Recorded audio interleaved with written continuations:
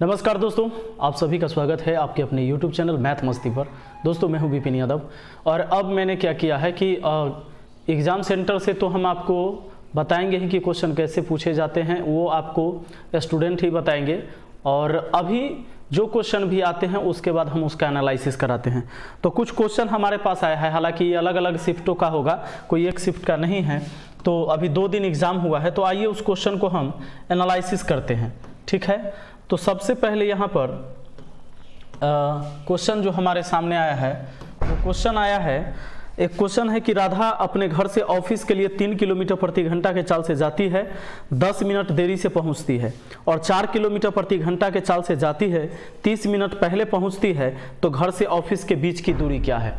सवाल है कि जब वो राधा जो है अपने घर से ऑफिस 3 किलोमीटर प्रति घंटा के चाल से जाती है तो 10 मिनट देरी से पहुंचती है, लेकिन अगले बार वो क्या करती है, चाल बढ़ा देती है और वो जाती है 4 किलोमीटर प्रति घंटा के चाल से, तो 30 मिनट पहले ही पहुंच जाती है। तो सवाल पूछता है कि बताइए उसके घर से ऑफिस की दूरी। बड़ा सिंपल सवाल है, ये सवाल फेमस भी है ना।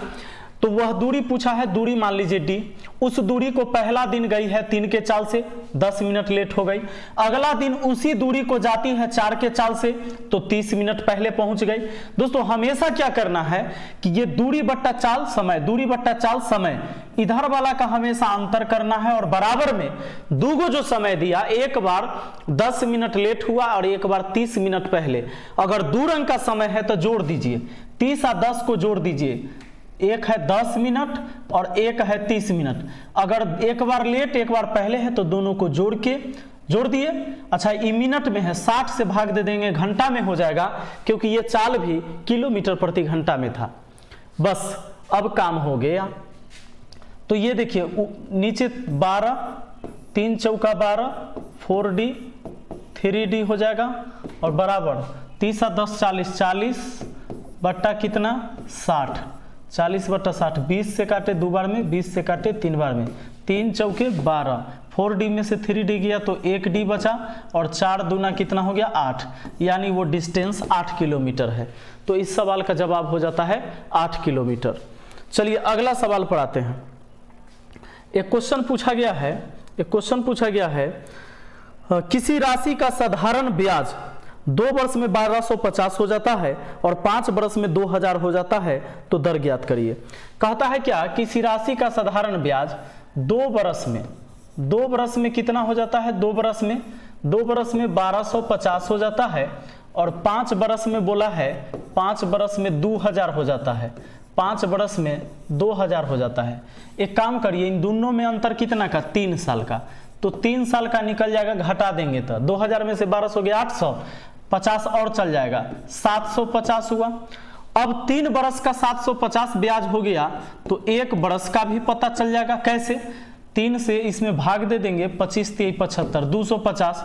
अच्छा, तो 2 बरस का भी पता चल जाएगा, कितना 500, 1 बरस का 250, तो 2 साल का 500।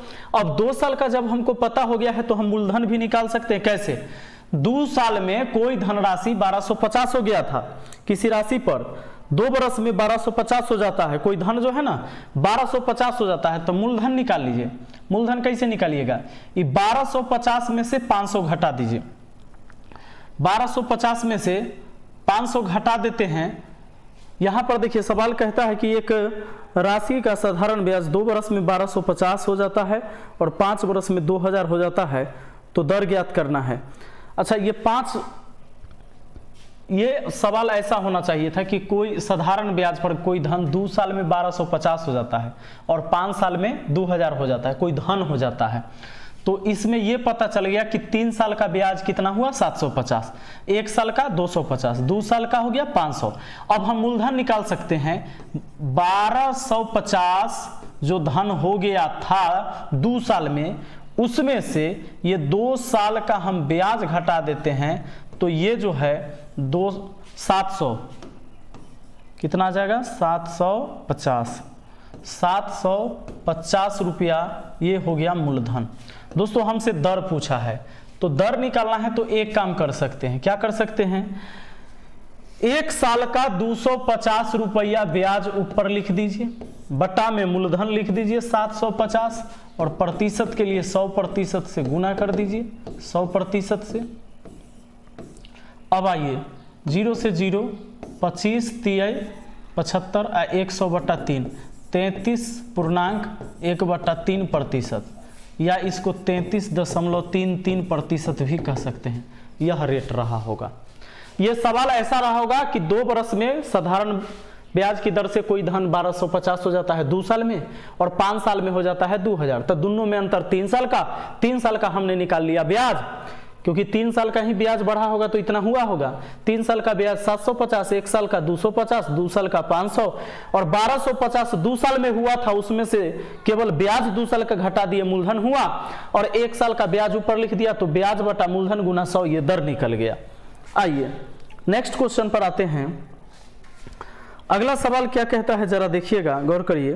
कहता है किसी वस्तु को बेचने पर 14% हानि होती है, यदि 100 रुपया अधिक में बेचता तो 6% लाभ होता, वस्तु का क्रय मूल्य बताइए। अच्छा सवाल था।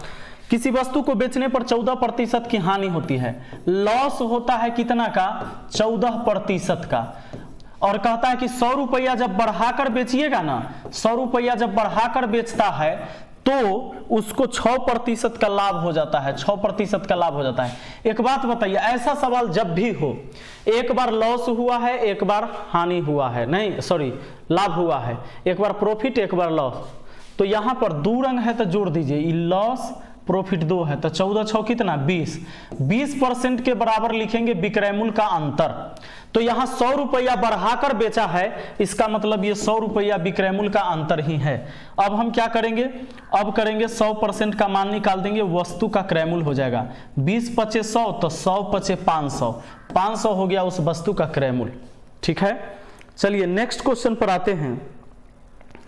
अगला क्वेश्चन अभी कहता है यदि किसी त्रिभुज के आधार और ऊंचाई में क्रमशः 75 और 31% वृद्धि किया जाए तो क्षेत्रफल पर क्या प्रभाव पड़ेगा। तो ए बी फार्मूला लगा देना है। ए बी फार्मूला पता होगा, a + b + ab/100, ये फार्मूला से आप निकाल सकते हैं। कहता है कि 75 और 31%, शायद ये 30% रहा होगा, लेकिन कोई बात नहीं है। तो 75 + 31 + 75 गुना 31/100, इतने प्रतिशत की वृद्धि कमी होगी।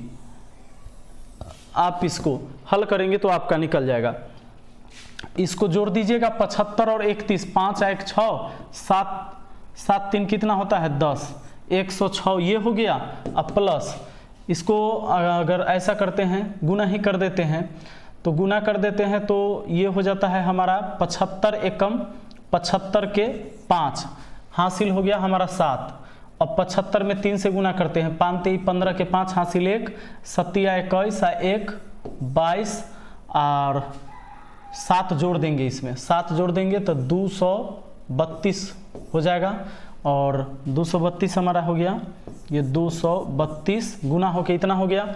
2 अंक बाद दशमलव चला जाएगा, 100 हटा दिए। अब 106 और 23, 106 और 23 कितना हो जाता है, 6 3 9, 129, 129 ये हो गया 0.25%। तो चलिए यहाँ पर आगे बढ़ते हैं, यानी 129.25% की वृद्धि हो जाएगी उसके क्षेत्रफल में। आइए दोस्तों नेक्स्ट क्वेश्चन आपका, किसी धनराशि पर 6 वर्ष का साधारण ब्याज मूलधन का 30% के बराबर है तो कितने समय बाद मूलधन के बराबर हो जाएगा। बहुत अच्छा सवाल है। किसी धनराशि पर 6 वर्ष का साधारण ब्याज मूलधन के 30% के बराबर है। देखिए कहता है किसी राशि पर टाइम दिया है कि 6 वर्ष, सुनिएगा 6 वर्ष में ना ब्याज हो जाता है मूलधन का कितना जानते हैं, ब्याज हो जाता है मूलधन का 30%।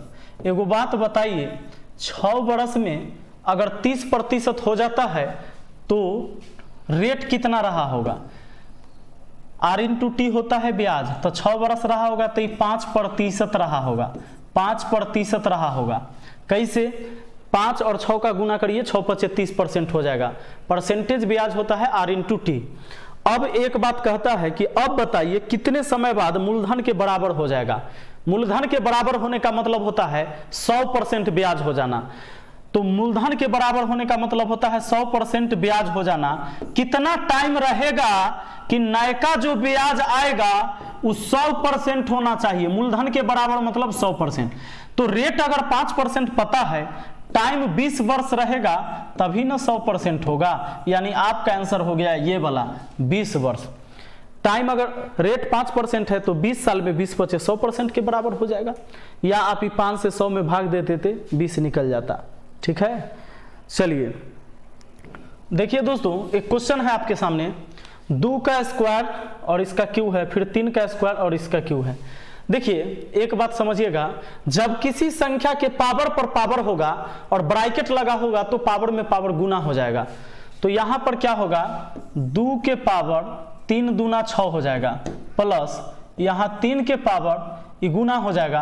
तो 2 के क्यू कितना हो, सॉरी पावर में पावर गुना हो जाएगा तो 2 तिहाई 6 हो जाएगा। यानी जब किसी संख्या के पावर पर पावर हो और ब्रैकेट लगा हो तो पावर में पावर गुना हो जाता है।